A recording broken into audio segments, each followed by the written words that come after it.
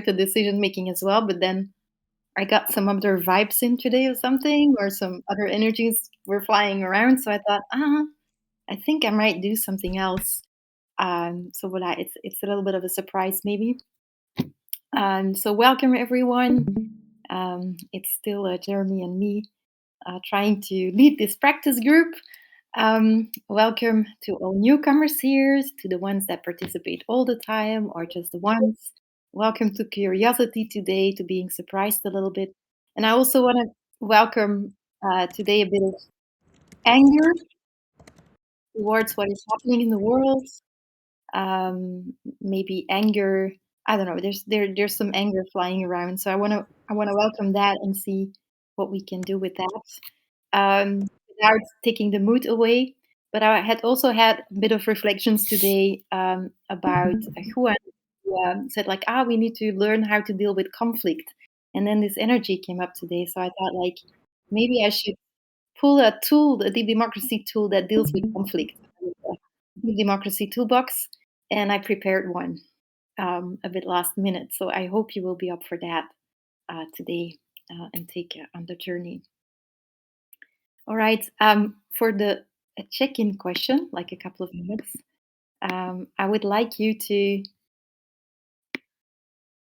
check in a little bit with each other, like in public now. Like you can share like 30 seconds. What triggered you? What triggers you? What behavior triggers you? And it can be positive or negative, but what triggers you? What sort of immediately changes your mood a tiny bit or touches you in a way, comes in? It can be in general, something political, it can be in person, something that triggers you always that you know about yourself. I, Mm.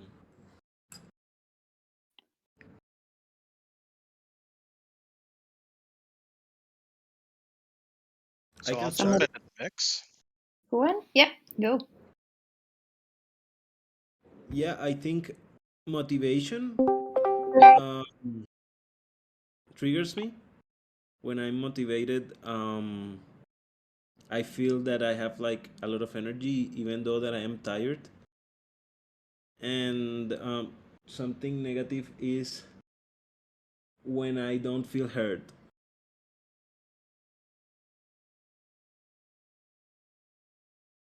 And I'll pass it to Septi.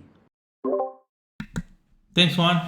Yeah, for me, when I'm playing video games, especially like when someone's, and I think it can also apply to the real world, but when someone says like, in those games where you have like different roles and like people is like, I'm going to play this role no matter what. Like, like they're imposing their reality into others instead of being nice. And yeah, it triggers me like the emotional, like even if I came to the game like I like to feel play any role that's needed. Like when someone says something like that, it's like, you say you don't do that, me too, right? Like boom. Yeah, that's a very negative trigger, but it happens, and even if I know it's wrong and it made me lose more games than win, it still happened to me. I don't know. Yeah, I'll pass it to Inacy. Hi, thank you. Yeah, well, for me, a negative one is feeling ignored. That's something that that kills me. That's the big trigger for me. Positively, I must say,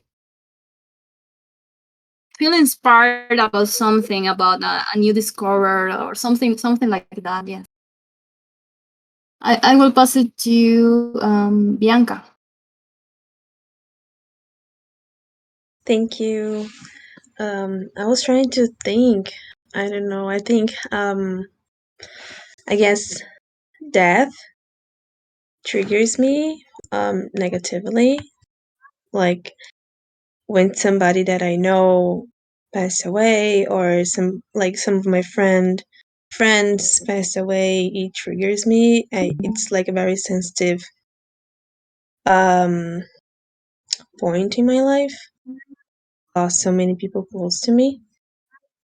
And positively, when I see that when I see change, like good change in for like people around me, I'm always like overexcited when I see like a good change that like someone was expecting happened or something like that. And I'll pass it to Aloysius. Hello. I'm trying to read the check-in. It's what behaviors can trigger you positive and negatively, correct? Yeah, so the check-in question is sort of like what triggers you? When do you get upset a little bit, or annoyed, or frustrated, or angry? What is it that triggers you? And it can also be positive, like what triggers you in a positive way. Mm. I'm often triggered by low levels of social awareness.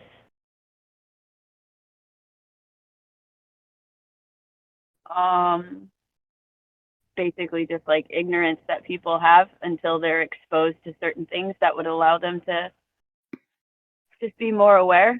So it's not really anything I can control, but it definitely presses me.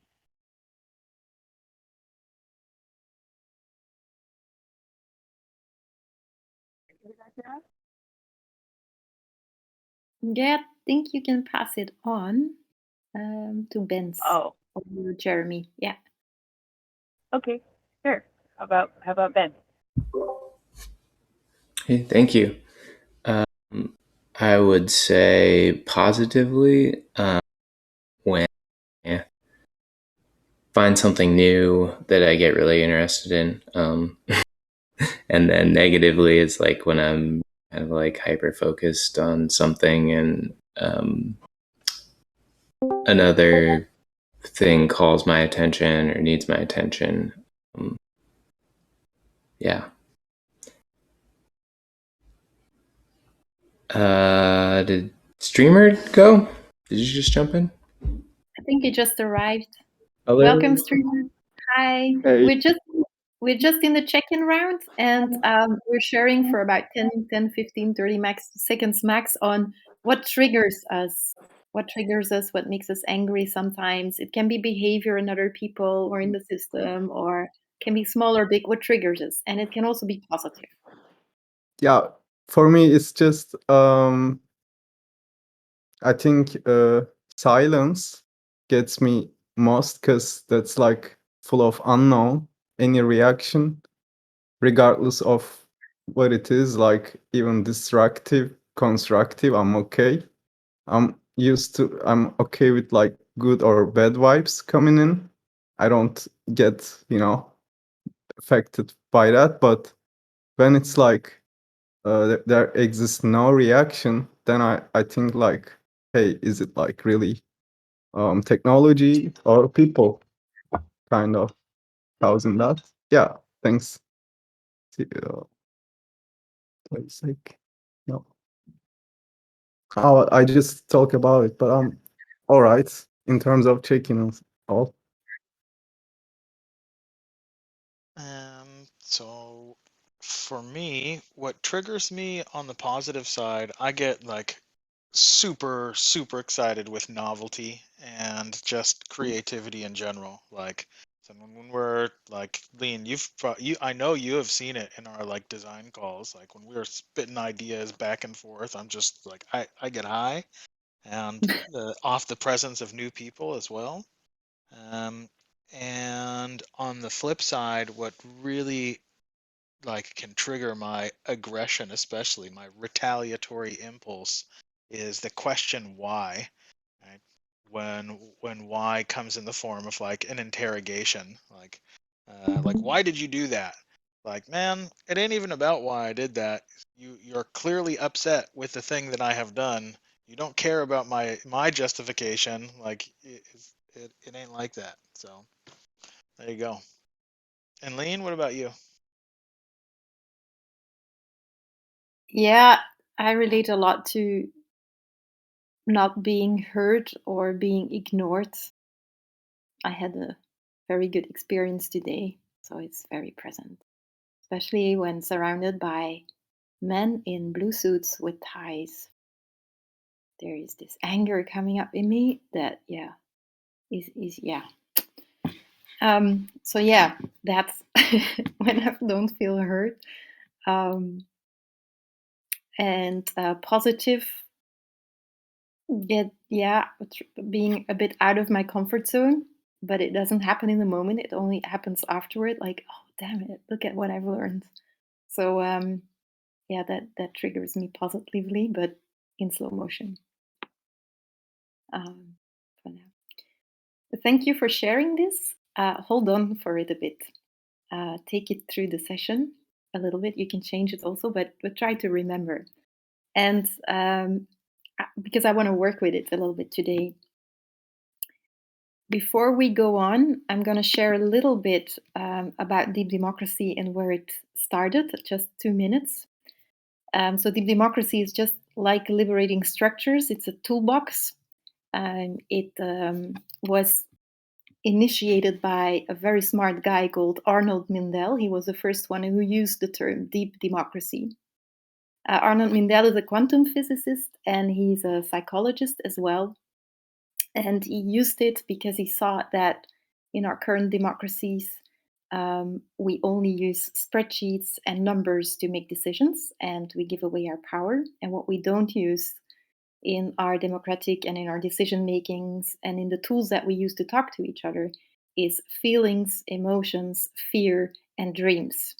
So when he says deep democracy, the deep really refers to welcoming feelings, dreams, fears, frustrations that you have into your decision making process. So in all the tools that he has, he really makes space for that.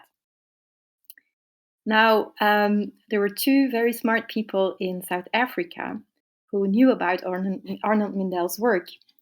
It's Greg and Myrna Lewis, and they were asked somewhere in the 90s to help out in an electricity factory.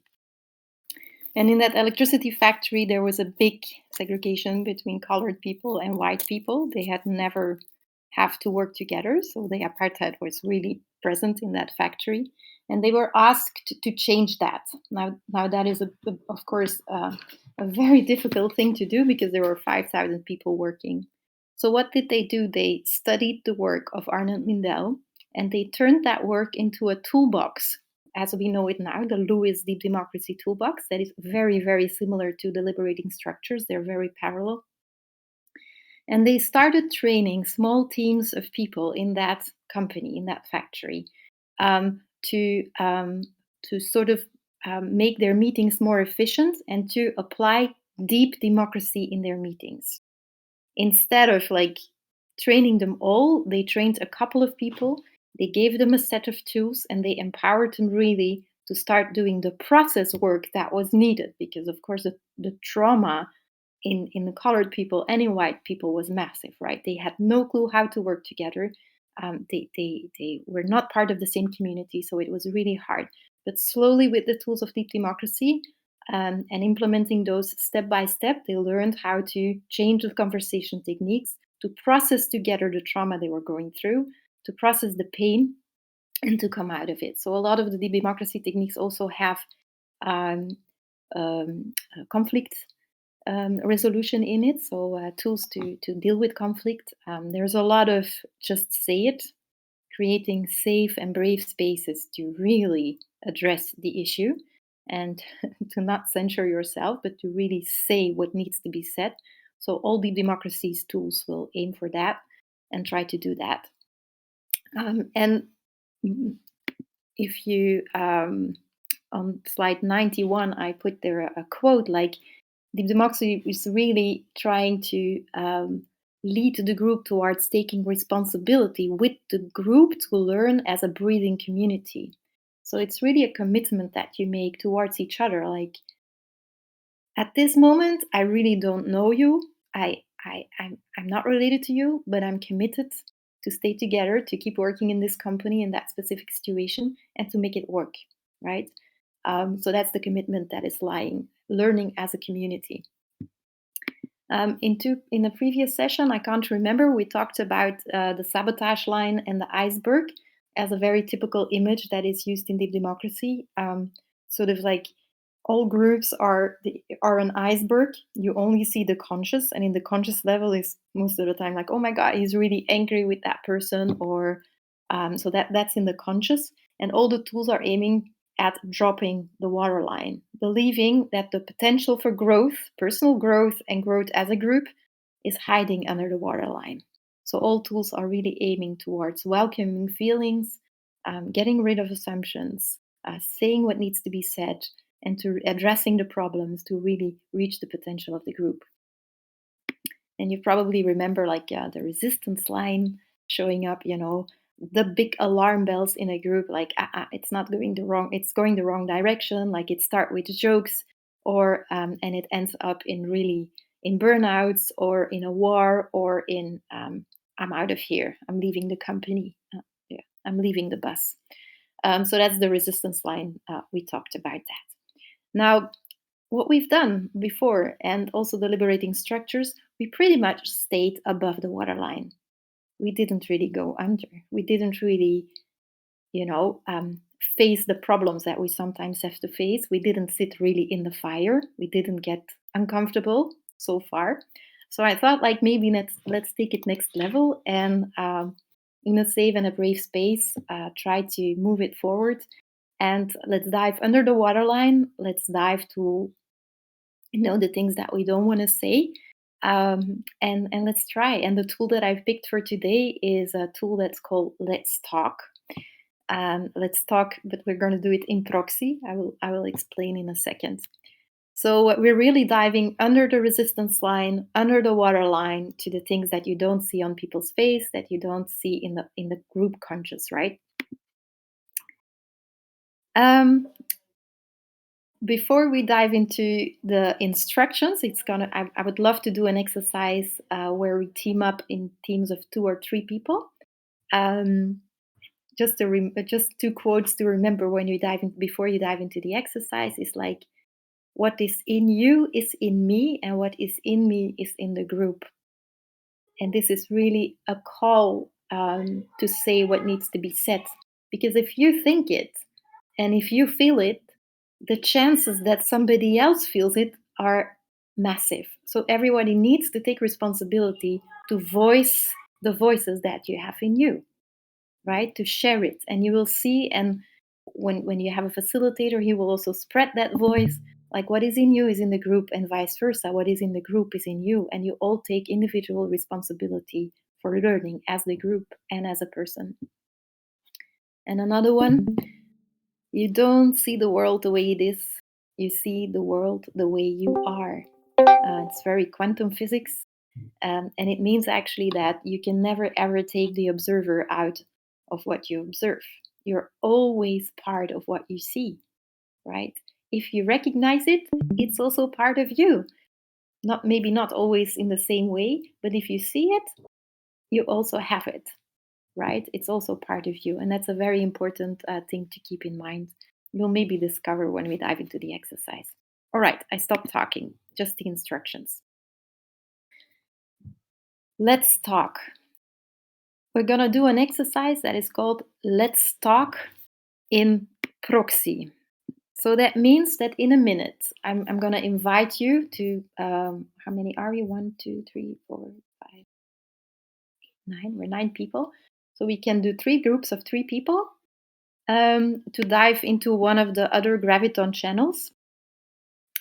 And the first thing that you do is you invite each other to participate, and you set the safe space. I'm going to explain in a minute which rules you have to set. Then you pick a person. There's going to be 2 people that are going to talk and 1 observer. So you pick the roles. You say, okay, I want to speak, and then another person that wants to speak, and then you have an observer, one that observes the conversation. For the 2 speakers, they are going to pick a situation, preferably a person that they have a conflict with. Somebody that triggered you. It can be today, it can be yesterday, it can be somebody close to you, maybe in your professional life, or it can be a little bit bigger even, maybe a political system, maybe a minister that really pissed you off on the news yesterday, right? So you pick somebody that triggered you. In the first round, and that's the person you're going to yell to, basically. That's the person that you pick, let's talk, right? Of course, that person is not there. You say it to the other person that is also going to speak, right? So that's what we call let's talk in proxy. So we're not going to attack each other. We're really going to attack a person, an imaginary person that you had a conflict with this week. So that's step 2. You pick a person. And then in step 3, the first speaker goes and he says everything that comes into your mind. Everything you want to say to that person. No censorship. You can swear if you need to. And of course, you express how the situation makes you feel, what is going on in your minds, and what you want to blame the other person for. So you just say everything, right? No censorship. And then you switch, and then the other person speaks. The other person also says what he needs to say to that person in his mind, right? And then the third step, you take a little breath. If you need to, you can go again. Like usually when the first person talks and then the other person talks, the first person says, I also want to add this and this and this and this. That is totally fine. And you go another round, right? In step 3. In step 4, you take a little breath and you're like, oh my God, what did I all say? What did I release? You think a little bit for yourself. What touched me in what the other person was saying? Because very often you will touch the other person. What caused a reaction in you? What came in? What triggered you? And you really stay close to yourself. And then if you want, in the last round, you can share like, damn it, when you said that really touched me, or oh wow, I had no idea about this and this and this, right? So in the last round, you share a little bit, and then also the observer can share. Is there a question about the instructions? I put them all on 96, slide 96. So you're working with 3 people, 2 speakers, an observer. You speak in proxy. You fight actually in proxy to a person that is not there, but you speak out loud what's on your mind. You reflect and you share. Are there any questions about that? I have one question. Does the observer speak at any point, or it's just a conversation between two and the observer always observates? I think the observer speaks only in the last round. Yeah. And maybe the observer can also take the role a little bit of facilitating, like now you have to speak, or now you have to speak, or this is now the step in case. So in case the speakers are really like, and they're really going, which would be amazing, then the observer can maybe, no, but now it's your turn, and now we go to that step. That would be amazing. And then before I send you to the groups, do not start without inviting each other warmly, like, let's do this. Are we committed to do this? And you speak out loud these 3 safety rules. There is no monopoly on the truth. You agree on that together. There is no monopoly on the truth. We do this to stay connected. And we do this because we want to learn something about each other and about ourselves, to raise our awareness about ourselves and each other. Those are the 3 rules. Sometimes it's possible that you add an extra rule, and one of the extra rules that are usually added is what we say here stays here. That's usually a rule that is added. So if you feel the need to add an extra rule, that is perfectly welcome. You can do that as well. So I have a question. Normally those calls are being recorded. Do you think that'd be fine, or should I stop recording for this part? I would invite you to actually go to another channel. And then for the 3 people that stay here, yeah, maybe that's a good idea. What do the others think about that? Is it safer if we don't record? Yeah, let's stop recording. Okay, Yeah. I'll stop. Cool. Okay.